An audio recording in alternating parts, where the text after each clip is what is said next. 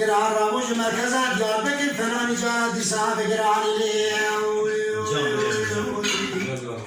أسكرا وقراني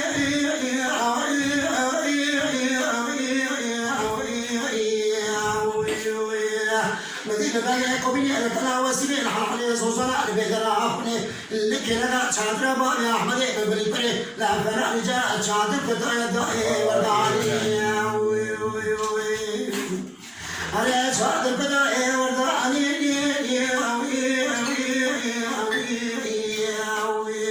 سما جامع كان يخرج من وادي من بني قبيلة لكلا وسيلة الرجال بابي أحمد بدانا دوست يا بابي أحمد مش شاطر حكومات درجة خسر حيفا إناي لو كشتنا بما كنا حيفا بدين ويحكي لا دوست يا بابي أحمد بلي بلي دوست يا كم تزات ما أشوفر عاد دراني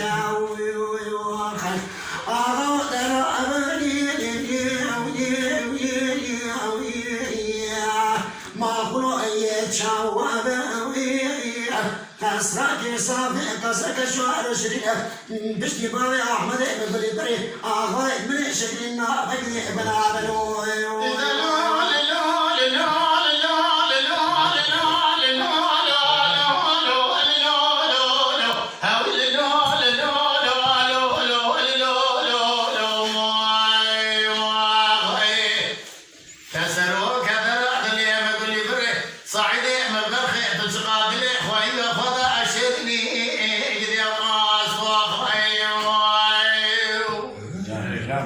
عشان هذه كل راسي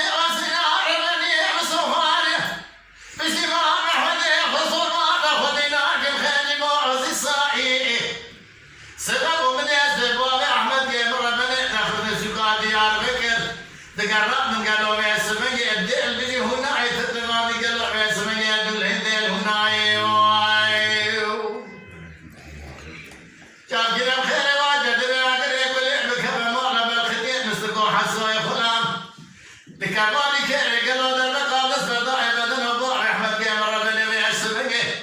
حسوي براي قالوا ضبالة خبدينا يا ربا الكالة نستطاع ديالك قدام تسدي الفيسي للشوكي أخوات تخذوا السد يا ذو خواصد ضرع